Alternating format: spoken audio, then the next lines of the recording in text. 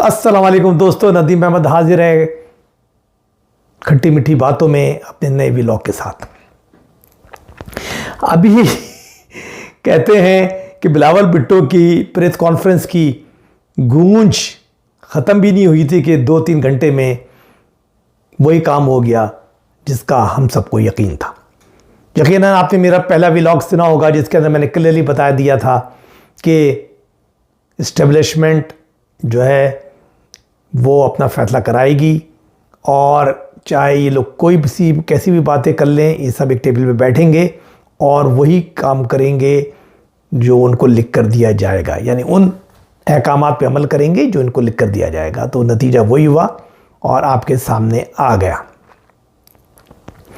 वज़ीर आज़म जनाब शहबाज शरीफ, मेरा व्लॉग देख लीजिए, आज से इलेक्शन से भी कोई 15 दिन पहले मैंने किया था। मैं उसका लिंक भी अब कोशिश करूंगा कि पुराने व्लॉग्स जो मैंने किए हैं उनका लिंक भी अटैच कर दूं तो आपको आसानी है उनको देखने में। और उस पर मैंने कहा था कि फैसला हो गया, अब वज़ीर आज़म शहबाज शरीफ बनेंगे या नवाज शरीफ नहीं बनेंगे, और आज वही हो गया। तो न वज़ीर आज़म शहबाज शरीफ, सदर पाकिस्तान आसिफ अली जरदारी, वज़ीर आला पंजाब मरियम नवाज। और मज़े की बात यह है कि ये जो फैसला हुआ इस पर अभी तक जमीयत उलमा इस्लाम यानी फजलुर रहमान कोई लोग मना नहीं सके, लेकिन क्योंकि वो भी फ़ौज की इत्तेहादी है, इस्टेब्लिशमेंट के साथ है, तो डेफिनेटली वो भी इस पर आएगी जो कि शहबाज शरीफ ने कहा। तो जनाब ये होता है कि मतलब धमक बहुत ही ज़बरदस्त प्रेस कॉन्फ्रेंस करते हैं बिलावल साहब, लेकिन जैसे मैंने कहा मेरे व्लॉग को ज़रूर देखिएगा। अब मैंने उसमें कह दिया था कि कुछ भी नहीं है, सब जितनी बातें वो अपनी बातें हैं, वो बैठे ना बैठे उनको सपोर्ट फिर भी करना है, कोalition गवर्नमेंट बनानी है और जो ऐसा कहा जाएगा इस्टेब्लिशमेंट की तरफ से ये लोग सब उस पर साइन करेंगे, और वही हुआ। तो क्लियर है, ये बात पहले भी थी, इलेक्शन से पहले भी थी कि इसी तरीके से एक कोalition गवर्नमेंट बनेगी। पहले शायद नवाज साहब को जो धचका लगा ना कि उनको शायद ये यकीन था कि हो मेरी शख्सियत जो है वो इतनी ज़्यादा पावरफुल है कि जैसे मैं पंजाब में कदम रखूँगा, पाकिस्तान में कदम रखूँगा तो दुनिया मेरे पीछे आ जाएगी और मैं जो है अपने पुराने जो भी मैंने तरक्याती काम किए हैं और उसकी बुनियाद पे मैं जीत जाऊँगा। लेकिन भाई तुम तो आप अकल के नाखून लो, अपनी 20 साल 15 साल 10 साल 8 साल 5 साल सोच को छोड़ के मौजूदा सोच के सामने आओ। इस वक्त नौजवानों को देखो, सोशल मीडिया को देखो, ख़वातीन को देखो, उनकी तरफ देखो कि उनके रुझानात क्या हैं। यहाँ लोग उन लोगों को पसंद नहीं करते जो कि खिलौना बने रहते हैं इस्टेब्लिशमेंट के हाथों में और जिनकी डोरें पीछे से हिलती हैं। हाँ, जिस वक्त तुम्हारे खिलाफ ही एक्शन हुआ था और तुमने वोट की इज्जत दो का नारा लगाया था तो लोग आपके साथ आ गए थे, लेकिन अब वो इस सिचुएशन की रिवर्स करें। इमरान खान साहब जो है उनके ज़ेर अताब है और वो जो है इस वक्त जो है सख्तियाँ और सौबतें झेल रहा है, तो सारे लोगों की हमदर्दियाँ उसके साथ हैं। तो लोगों की मैं जो कहता ना कि बेशक अपनी ही आवाज़ कान में रखना, लेकिन शहर की खामोशी भी ध्यान में रखना। तो जनाब प्रेस कॉन्फ्रेंस हुई, बड़ी धुआंधार हुई बिलावल साहब की, ये वो, लेकिन होना क्या था, कुछ भी नहीं है। और नतीजा वही था जो कि लिख के दिया गया था, उस पर साइन हुए, हर चीज़ हो गई और वो चीज़ सामने आ गई। तमाम लोग जमा हो गए चौधरी शुजात के घर पे और ऐलान कर दिया गया, सबको एक पकड़ पकड़ के लाया गया। मालूम 2 घंटे में सब उनके घर पे थे और ऐलान हो गया कि वज़ीर आज़म शहबाज शरीफ, सदर आसिफ अली जरदारी, मरियम नवाज जो है वज़ीर आला पंजाब। और ज़ाहिर ये भी क्लियर है इसके अंदर कि स्पीकर जो है वो पीपल्स पार्टी को जाएगा और सेनेट की चेयरमैनशिप पीपल्स पार्टी की हिमायत से किसी ऐसे शख्स को जाएगी जो कि न्यूट्रल भी होगा और वो इस्टेब्लिशमेंट का हामी भी होगा, यानी इसी उससे होगा। हो सकता है कि उसके अंदर हो, लेकिन ये वो सपोर्टेड बाय बोथ पार्टीज़। तो एक थर्ड आदमी भी निकल सकता है, 100% शायद पीपल्स पार्टी की तरफ ना जाए, लेकिन जैसे पहले जब नवाज को निकाला जा रहा था तो तो उस वक्त जो माहिदा हुआ था, और ये इस्टेब्लिशमेंट के थ्रू हुआ था इमरान खान और जरदारी के दरमियान, तो उसमें ये हुआ था कि तुम्हारा ना हमारा, और बीच में से आ गए थे जनाब संजरानी।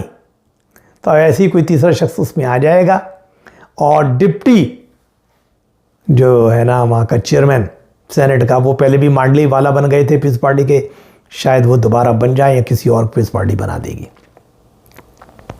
तो ये सूरत हाल है। जो झगड़ा है जिसमें मौलाना फजल रहमान अभी तक शरीक नहीं हुए, और वो है बलूचिस्तान की वजारत आला का।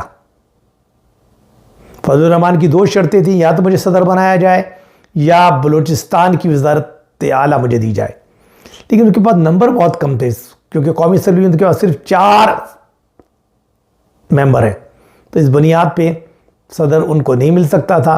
फिर उन्होंने बहुत जोर लगाया कि मतलब 11 पीस पार्टी की और 11 मेरी हैं, बलूचिस्तान में तो मुझे चांस दिया जाए। लेकिन उसमें जरदारी साहब नहीं माने, क्योंकि जरदारी साहब के साथ साथ और भी लोग हैं ना वहाँ पे 10 सीटें नून लीग की है। चलो नून लीग भी उधर चली जाए तो बाकी जितने 6 आज़ाद हैं और बाकी जो है बाप के 1-2 हैं और फला हैं, तो वो सब लोग जरदारी साहब के साथ थे। तो फिर तय हुआ कि फ़िलहाल तो जरदारी साहब को देते थे, फिर मौलाना साहब को मनाते कि वो वहाँ की इस बलूचिस्तान में स्पीकरशिप ले लें, वहाँ के सीनियर वज़ीर का ओहदा ले लें और यहाँ पर कुछ और ले लें, और तो कहीं उनको मिल भी नहीं सकता। तो बहरहाल हो सकता है सेनेट में एक आध उनको वजारत दे दी जाए। तो ये वो सूरत हाल है। अब ये नहीं है कि इस पे पीटीआई को भी पता नहीं था, पीटीआई को बिल्कुल ही पता था और पता है, लेकिन ज़ाहिर है कि वो अपनी मकबूलियत को बढ़ाना चाहते हैं। वो बहुत ही मजबूत किस्म की अपोजिशन करना चाहते हैं, ताकि मजबूर हो जाए कि ये हुकूमत 2 साल 2.5 साल भी ना चले, और वो जब तक वो चलने भी खुद ही देंगे, ताकि ये इतने तल्ख फैसले करें जो आने ज़रूरी है IMF के और के साथ, तो तब तक इनको चलने दें। और जब मौका आए कि भाई अब जो है ना जो तल्ख फैसले हो गए, अब थोड़ा उनका सब्र आने वाला है, तो इनको पलटा दे दें और आ जाएं। और पलटा देने में ज़ाहिर है कि बहुत कुछ हो सकता है कि जो है नए इलेक्शन की तरफ जाएं, कुछ भी जाएं, लेकिन वो ज़रूरी नहीं है कि वो कामयाब हो जाएं। लेकिन बहरहाल उन्होंने गेम अच्छा खेला है, उससे उनकी मकबूलियत और बढ़ जाएगी। इवन हो जल्दी भी नहीं होता इलेक्शन, 5 साल भी होते हैं, तब भी उनकी मकबूलियत और बढ़ जाएगी और उनके पंजे पंजाब में और गड़ जाएंगे। तो ये है वो सूरत हाल। तो उन्होंने अपना गेम खेला है। मैंने कहा था उन्होंने हार्ड लाइन ले ली है, उन्होंने उकाबों को आगे कर दिया है, क्योंकि अली अमीन गंडापुर, तो जैसे आपको पता है कि वो बहुत बड़े हार्ड लाइनर हैं, और जो 9 मई की वाक़ात हैं या उनकी प्लानिंग है, उस पर इमरान के बाद सबसे बड़ा नाम उन्हीं का है कि प्लानिंग में ये शरीक थे कि कहाँ कहाँ कैसे कैसे फ़ौजी तनसीबात पे हमले करने हैं, और उन पर ये बहुत बड़ा मुकदमा है। तो उसको उन्होंने सामने पेश किया है एक हिकमत अमली के तहत। यानी मैंने कहा था कि उसूल ही होता है, जब आप कार्ड्स खेलते हैं तो ये होता है कि इस शतरंज के अंदर या सियासत के अंदर कि आप पहले हार्ड लाइनर्स को आगे करते हैं ना भैया, बार्गेन करने के लिए। भाई हम तो ये कर रहे हैं, हम तो लड़ने पे तैयार हैं, हम तो हो जमालो करेंगे, हम तो सुबह सरहद में ऐसी की तैसी कर देंगे, क्योंकि पंजाब जो भी IMF की शर्त है, सबकी शर्त है कि जो भी जो है कंडीशंस होगी, इस पर चारों सूबे के वज़ीर आला दस्तखत करेंगे। इस तरह जो है जो SIFC की वो उनकी कंडीशंस पे सारे वज़ीर आला अप्रूवल देंगे, और इसी तरीके से जो हमारे यहाँ तकसीम होती है वसाइल की सूबों की, उसके अंदर भी उनकी अप्रूवल ज़रूरी होती है। तो ये तमाम बातों के लिए उन्होंने उसको हार्ड लाइनर को सामने रख दिया। अब वो बनते हैं नहीं बनते, वो बार्गेन के लिए कर रहे हैं कि ज़्यादा से ज़्यादा मैं चीज़ें हासिल कर सकूं। तो इमरान साहब ने ये तुर्क का पत्ता खेला है कि उन्होंने बहुत ही सख्त हार्ड लाइनर को सामने रख दिया, और ख़ुद भी अभी तक वो इस बात पे तैयार नहीं है। जो उनको दी गई थी थोड़ी बहुत कंसेशन के लिए ऑफ़र्स जो उनको पेशकश की गई हैं कि भाई तुम्हारे मुकदमे जो है वो आहिस्ता आहिस्ता अदालतों से ख़त्म करा दिए जाएंगे, ड्यूरिंग दिस पीरियड आपको बनीगाला में मुंतकिल कर दिया जाएगा, आपको ज़मानतें मिल जाएंगी, आप ज़मानत पे बाहर आ जाएंगे, मुकदमे आहिस्ता आहिस्ता आपको हाई कोर्ट से और क्या कहते हैं सुप्रीम कोर्ट से, उसके अंदर भी आपको वो करवा दिया जाएगा, एक तरीके से मुकदमात को ख़त्म करा दिया जाएगा, या उनको थोड़ा वो कर दिया जाएगा, इजी डिसीजन मतलब आपके हक में करवा दिया जाएगा। और जो नए मुकदमात हैं उन पर हाथ ढीला रखा जाएगा, उनकी रफ्तार को बहुत स्लो कर दिया जाएगा। तो ये तमाम बातें थीं, लेकिन उन्होंने इनकार कर दिया है, क्योंकि उन्होंने कहा जितनी भी तुमने ये चीज़ें की थी उससे तो मुझे जो पहले की थी हथकंडे कि आपने एक फ़ैसला दिया मेरे ख़िलाफ़, दूसरा फ़ैसला दिया, तीसरा दिया, तो उससे तो मेरी मकबूलियत और बढ़ गई। जहाँ मुझे 10 वोट पढ़ने थे वो 15 पड़ गए, जहाँ मुझे 50,000 पढ़ने थे वो 70,000 पड़ गए। तो भाई अब तुम मज़ीद करके देख लो तो मुझे और मकबूलियत बढ़ेगी। तो ये बात है। तो अब उन्होंने अपनी नेगोशिएशंस के लिए जो ना, ये कहते हैं ना कि बहुत ज़्यादा सख्त किए हैं ताकि बार्गेन पे पोजीशन पे मुझे इसके अलावा भी कुछ और बेनिफिट दिया जाए। ज़ाहिर इसके अलावा जो बेनिफिट होता है कि मुझे बाहर आने जाए, जो सबसे सख्त कंडीशन है ना कि 5 साल तक पार्टिसिपेट नहीं करेंगे प्रैक्टिकली पॉलिटिक्स के अंदर, वो बड़ी सख्त है। वो उससे चाहते हैं छुटकारा। वो कहते हैं ठीक है मुझे आने दें, बाहर कर दें मुझे अदालतों के थ्रू व्हाटएवर ज़मानत पे, मैं आ जाऊं, मैं लीडर ऑफ द अपोजिशन बनूं, मैं वहाँ धुआंधार तकारीर करूं, मैं वहाँ चीथरे उखाड़ूं और बिखाड़ूं उन लोगों के जो कि बकौल उनके इस्टेब्लिशमेंट के कंधों पर आए, हालांकि ख़ुद भी वही हैं। और फिर वो ये कहते हैं कि मेरा झगड़ा इस्टेब्लिशमेंट नहीं है, मैं तो ख़ुद उनकी पैदावार हूँ, मुझे तो लाने वाले ही सारे जो है वो थे DGI जिन लोगों ने मुझे पार्टी को बनाया उठाया, ये क्या मेरा झगड़ा तो बाद में हुआ है। और अब झगड़ा भी जो है मुझे मौजूदा ग्रुप से, नीचे वाले ग्रुप तो सब मेरे हैं, तो उनको यकीन है कि 2-3 साल बाद इन लोगों की रिटायरमेंट होगी तो मैं फिर जो है आ जाऊंगा। तो मसला यहाँ ये नहीं है कि कोई आपका मुकाबला, और यही आवाम समझने में गलती करती है। आवाम ये समझ रही है कि ये इस्टेब्लिशमेंट के ख़िलाफ़ है, लिहाजा जो सिंपैथी का वोट उनको जा रहा है कि भाई वो गलत कर रही है, यानी एंटी इस्टेब्लिशमेंट वोट इमरान को मिल रहा है। लेकिन लोगों को ये नहीं पता नहीं कि इनकी पार्टी बनाई इस्टेब्लिशमेंट में, उसको जो सेटअप उन्होंने किया है, पावर में वो लेकर आए थे, गलत तरीके से लाए थे, रिजल्ट तब्दील 2018 के कराए गए थे, नवाज़ को बाहर भेजा गया था, उसकी पार्टी को वो किया गया था, वह नवाज़ को पार्टी की सदारत से हटाया गया था। तो ये तमाम हथकंडे करके बलूचिस्तान में उसकी पार्टी को मतलब हुकूमत को गिराया गया था, सेनेट में उसका चेयरमैन बनने दिया नहीं गया था। तो ये तमाम खेल हुए थे। तो इसलिए कि वो उनको भी पता है कि मैं अगर पावर में आता हूँ, इमरान को पता है कि सिर्फ इस्टेब्लिशमेंट के कंधों पर आऊँगा। उसका झगड़ा इस्टेब्लिशमेंट से नहीं है, वो तो उनको पावर देना चाहता है, बल्कि उसकी वजह से इतनी कमज़ोर हो गई है सिविलियन गवर्नमेंट की सारी पावर इस वक्त इस्टेब्लिशमेंट के हाथ में चली गई है। लेकिन क्योंकि वो पावर में नहीं है, मौजूदा इस्टेब्लिशमेंट से उसका ज़हनी मिलाप नहीं होने पा रहा और दोनों की अंडरस्टैंडिंग नहीं हो रही, इसलिए वो इस्टेब्लिशमेंट को बुरा नहीं कह रहा, वो इसके मखसूस ग्रुप को जो पावर में उसको बुरा कह रहा है। और वो कह रहा है कि इनसे ये कह रहा है कि तुम लोग हट जाओ और फिर मुझे बात करने दो, बाकी तो सब मेरे हैं। वो तो खुद ये कहता है कि जितने भी यहाँ पर कैंटोनमेंट्स के एरियाज़ हैं और ये जो बड़ी फैमिलीज़ हैं हाजिर फ़ौजी अफसरान की, वो तो सब मेरी हामी हैं, वो तो मेरे दीवाने हैं। इस तरह जितने नीचे के अफसरान हैं वो तो मेरे दीवाने हैं। तो सिर्फ एक ख़ास ग्रुप जो इस वक्त बरसर इक़्तिदार है वो मेरे ख़िलाफ़ है। तो जो लोगों ने उसको वोट दिया इमरान को ये समझ के कि शायद ये इस्टेब्लिशमेंट के ख़िलाफ़ कोई बहुत बड़ा करके पाकिस्तान में रियल जमहूरियत लेकर आएगा, वो लोग नादान हैं, उनकी सोच महदूद है, उनको पुरानी बातें पता नहीं कि पार्टी बनी कैसे, बनाई किसने। जैसे अगर नवाज शरीफ वोट को इज्जतों का नारा लगा दें तो ये वक्ती नारे होते हैं ना। आपको पता है कि नवाज शरीफ को पॉलिटिक्स में कौन लेकर आया? वो तो एक बेचारा बिजनेसमैन आदमी था।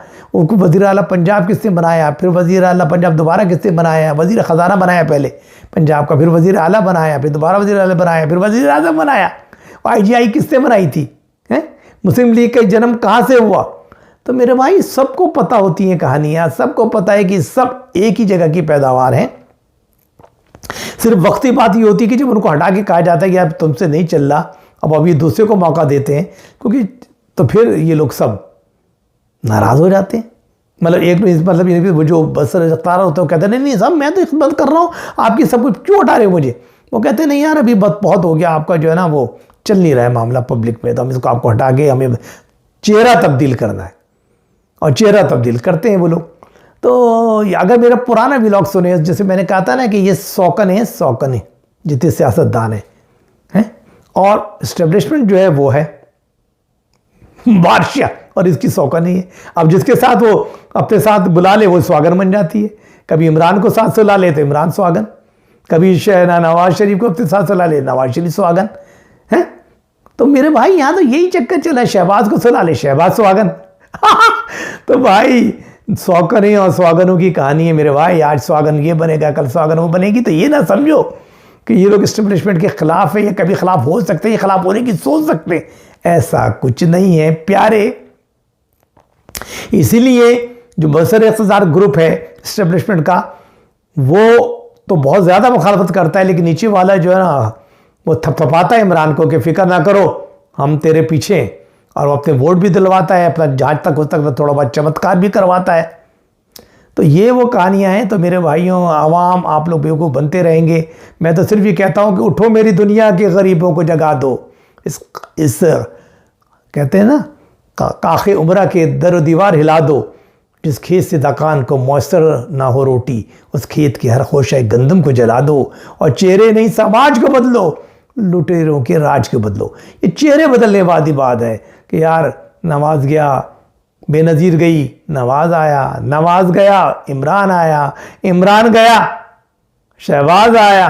अरे भाई क्या है यार, ये सब चेहरे बदले जा रहे हैं। समाज तो वही है, वही गुर्बत, वही वडेरे, वही जागीरदार, वही सरमाएदार जो 10 करोड़ और 5 करोड़ लगा के आते हैं और 1 अरब कमाने के चक्कर में बढ़े आते हैं, जो लूट रहे हैं। पाकिस्तान में एक एलिट क्लास है जो लूट रही है, जो खसूट रही है, जो अपने पैसे बना रही है, और उसके साथ साथ वो मुख्तदरा भी उसके साथ है।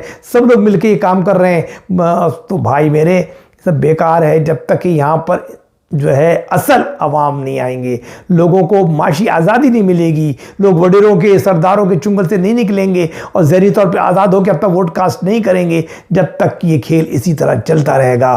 तो भैया सब बेकार है। चेहरे नहीं समाज को बदलो, लुटेरों के राज को बदलो। तो दोस्तों, मैं अपने विला को यहीं ख़त्म करता हूँ। इंशाअल्लाह जिस लिहाज से लम्हा ब लम्हा सूरत हाल तब्दील हो रही है, तो इंशाअल्लाह फिर मुझे लगता है कि मुझे 1 आध घंटे में फिर अपना व्लॉग करना पड़ेगा। जब तक के लिए इजाज़त दीजिए। मेरे इसको चैनल को सब्सक्राइब कीजिए, दुआ में याद रखिए। अल्लाह हाफिज़।